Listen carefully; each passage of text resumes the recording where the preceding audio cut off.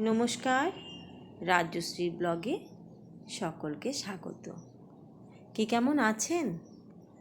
আমি ভাই খুব ভালো আছি। ঘুম থেকে উঠেই এই সকালের মনোরম দৃশ্য কার না ভালো লাগে বলুন তো? তারপর যেই আস্তে আস্তে সকালটা হয়ে যাবে, সূর্যি মামা এমন রাগ দেখাতে শুরু করবে যে সবাই আমরা ঝলসে যাওয়ার মতন পরিস্থিতি এখন দাঁড়িয়েছে। এত গরম, নর্থ বেঙ্গলে কিন্তু একদম গরম ছিল না, তো এত গরম কী করে এলো যা সহ্যই করা যাচ্ছে না। সমগ্র প্রাণীকুল যেন একদম তৃষ্ণার্ত অবস্থায় তাকিয়ে আছে আকাশের দিকে।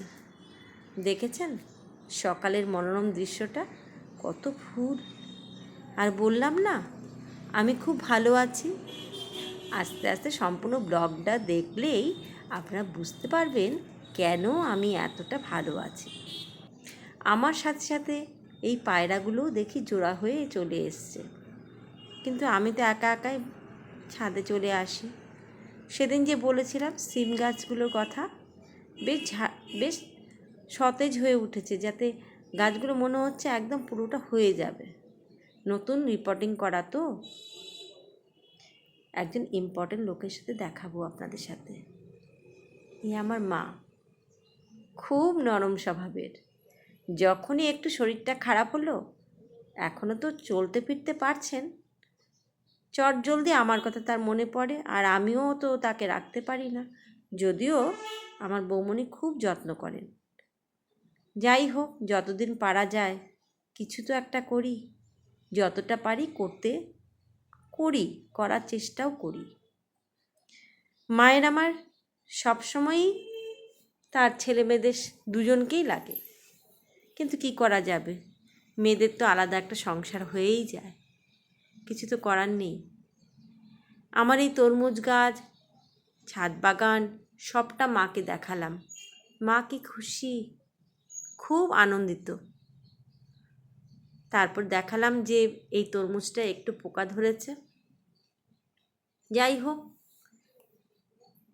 ছেলেমেয়েরা নেই তাতে কি হয়েছে, মা তো আমার সাথে আছে, এটা বলেই আমার মনটা বেশ আনন্দ লাগে। মায়ের মন বলে কথা, সব আস্তে আস্তে দেখাবো। মা প্রতিবার আসেন, আর মাকে কি করে একটু একটু করে যত্ন করি সেটাও দেখাবো আপনাকে। ভিডিওটা সম্পূর্ণভাবে সাথে থাকবেন। পুরো ভিডিওটা দেখলেই আপনাদের যদি ভালো মন্দ কিছু একটা লাগে, লাইক শেয়ার অবশ্যই করে দেবেন। এই দেখেছেন সেই আমার তরমুজের পোকাটা, মা বললে এটা তুলে ফেল। পোকাটা যখন আছে, ভেতরে যদি কিছুই না থাকে, গাছটা শুধু শুধু এর মধ্যে ভিটামিন আর প্রোটিন ঢালবে। যাক, আমাদের গাছের পর্ব শেষ। মা অসুস্থ, কিন্তু এখনও ভালো মতন চলাফেরা সবই করতে পারেন। 2004 মার বিশাল বড় একটা অসুখ হয়েছিল, স্কিনের প্রবলেম। তাই আজকে তার পুরো টেস্টগুলোর জন্য ব্লাড নিতে এসছে বাবা। 2 প্রেসক্রিপশন স্কিনের ডক্টর, এমডি, 5 ml ব্লাড নিয়ে নিল। টেস্ট করতে 3000 টাকা লাগবে। ওরে বাবা! মা সব কাজ নিজের হাতেই করতে পারেন, শুধুমাত্র পায়ের মধ্যে কড়া পড়াতে পায়ের নখগুলো ঠিকঠাকভাবে কাটতে পারেন না। বাড়িতে যদিও বৌমনি কেটে দেন, কিন্তু এখানে আমার কাছে এসছে, আমি তো আমি করব। মা কি পারবে?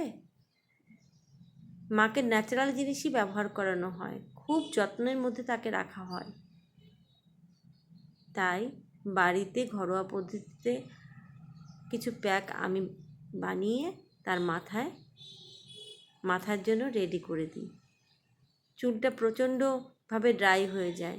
ভেলুরে যখন দিয়ে সম্পূর্ণ চুল নখ ফেলে দেওয়া হয়েছিল, সব নতুন করে হয়েছে।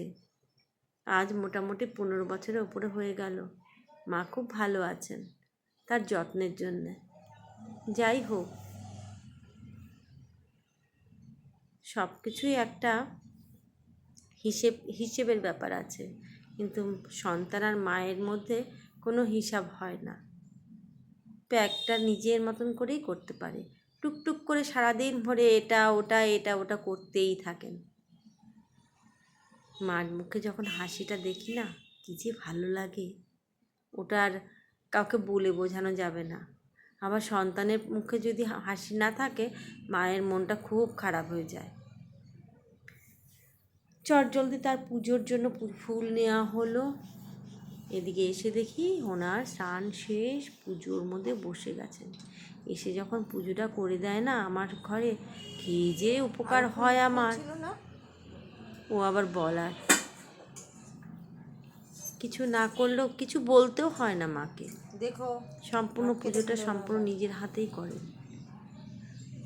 এবার ওই যে তরমুজটা উনি কাটছেন, আর আমার মনটা তো ধুকধুক করছে, কি বের হতে পারে। আপনারা সবাই মিলে না কিছু না কিছু গাছ বুনবেন কিংবা ফুল তুলবেন। ওরে বাবা, কি সুন্দর রঙটা! এই মা, এটা যদি আর কিছুদিন রাখা যেত তাহলে এর আকার যে কতটা সুন্দর হতো।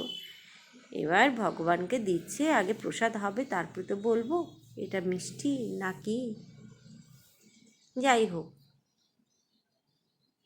হ্যাঁ, যত যাই বলুন না কেন, যে কোনো কিছুই ভগবানের কাছে আগে প্রথম দিই আমরা, তারপর নিজেরা প্রসাদ পাই।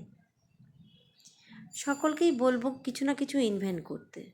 তাহলে আমি যেভাবে আজকে এক্সাইটিং ছিলাম না, যে এই তরমুজের ভেতরটা কেমন হবে, কি হবে, এই পোকাটার জন্যই আমাকে তরমুজটা তুলে ফেলতে হলো।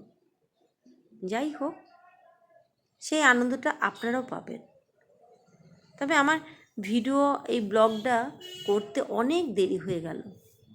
কিছু করার নেই, বুঝতেই পারছেন, সবসময় শুধু মায়ের সঙ্গেই টাইম স্পেন্ড করছি।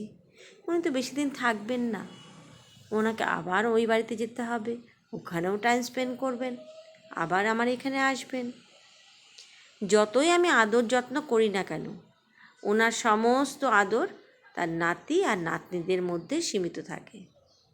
পুজো প্রায় শেষ, ব্যাস এবার প্রসাদ প্রাপ্তির ব্যাপার। ভিডিওটা যদি ভালো লাগে অবশ্যই লাইক শেয়ারটা করে দেবেন। তাহলে হবে কি, আমি দ্বিতীয় কোনো ভিডিওর জন্যে খুব ইন্টারেস্টেড হব।